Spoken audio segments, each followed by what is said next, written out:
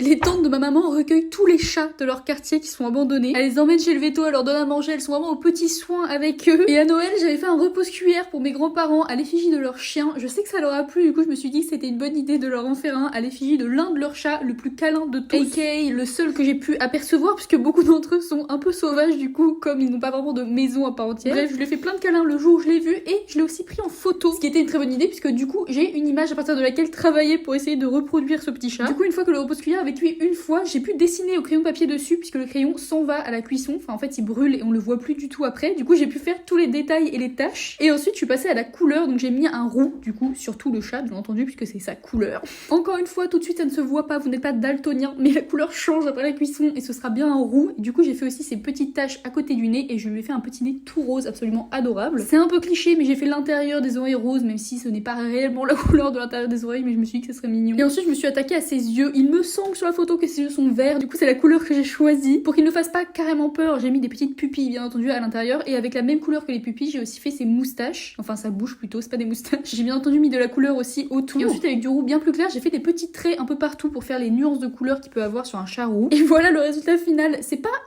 hyper beau, je trouve, mais je pense que ça va leur plaire et c'est le principal.